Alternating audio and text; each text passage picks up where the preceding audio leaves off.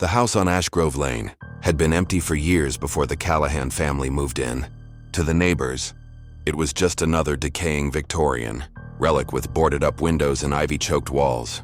But to the Callahans, it was a new start, especially for 15-year-old Emily, who saw it as a place to escape the noise of the city and the whispers of a high school she never really fit into. On the first night, the family gathered in the living room, boxes still stacked high, and shared takeout under the flickering chandelier. The power was temperamental, but Emily's father promised it was just old wiring. Emily wasn't convinced. Later, as the house settled into silence and the wind tapped gently against the window panes, Emily lay awake in her new bedroom. The floorboards creaked more than they should have, and the faint smell of damp earth wafted through the air vents. At exactly 2:13 a.m., Emily heard it, faint, almost like a sigh, drifting up through the floorboards. A whisper. It was so soft that she thought it might have been her imagination, or the wind pushing through the eaves. But then it came again, clearer this time. Emily sat up in bed, her heart thudding. "Come down." She froze. The voice had come from directly beneath her room. The basement. Emily stayed perfectly still, barely breathing. Her eyes darted toward the door, half expecting it to creak open on its own. But nothing happened. Just silence, and then the whisper again. "Come down." She pulled the covers tighter around her, as if the thin fabric could protect her. Her logical mind tried to explain it away. Maybe the old pipes, or a draft, or someone outside. But none of those made sense. The voice had been too close, too deliberate. The next morning, she said nothing to her parents. Her dad was too busy fixing a leak in the upstairs bathroom, and her mom had already buried herself in her freelance editing job, muttering about deadlines and bad grammar. She decided to check the basement. After lunch, while her parents were distracted, Emily made her way to the door at the end of the hallway. It was old and painted over too many times, the knob cold and stiff in her hand. She gave it a hard twist and pulled it open. A narrow wooden staircase led into the darkness below. The light switch didn't work. Of course it didn't. Armed with her phone's flashlight, she stepped down carefully, each step creaking louder than the last. The air grew colder and more humid with every foot she descended. The beam of light swept across dust-covered shelves, cobwebs and broken furniture. Then it landed on something strange. A wooden chair, perfectly upright, sitting in the middle of the room. On the floor around it were shallow grooves, scratches, like something had been dragged in a circle again and again. And next to the chair, a mirror. It stood unsupported, tall and freestanding, its surface warped with age. As she approached it, she noticed something odd.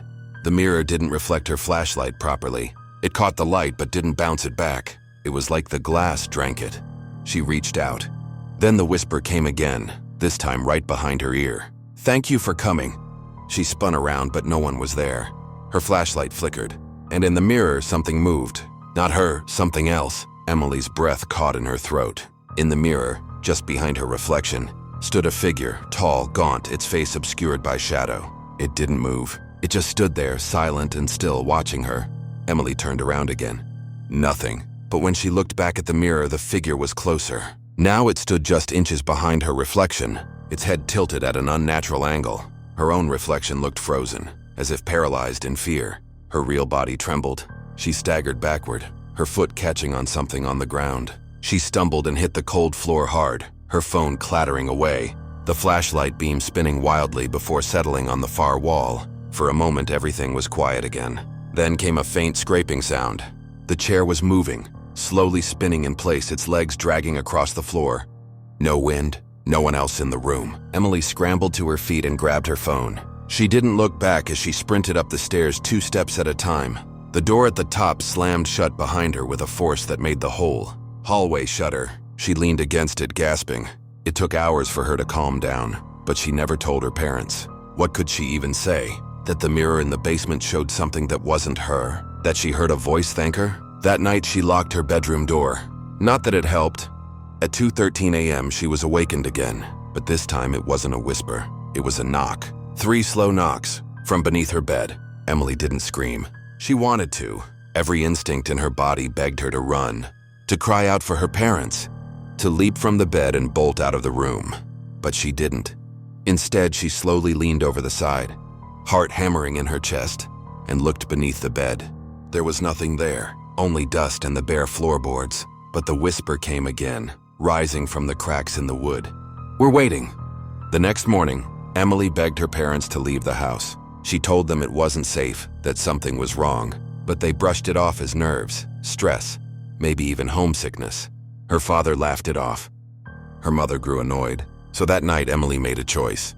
She returned to the basement, this time with matches and lighter, fluid stolen from the garage. The mirror was still there. The chair hadn't moved, but when she stepped forward, the figure appeared again. Now it looked clearer. Its face was like a smudged painting, shifting, melting, wrong. It raised one long hand and pressed it to the inside of the glass. Emily struck a match. "I'm not your door," she whispered. The flame caught the edge of the mirror's frame, then raced around it like it had been waiting to burn. The glass cracked and screamed, an unnatural sound that echoed through the basement, like a chorus of voices all crying at once. The chair shattered. The scratches on the floor lit like lines of oil. And as Emily ran up the stairs, a final whisper chased her. "No more hiding." The house burned. By morning, only the brick chimney remained. No one could explain how the fire started.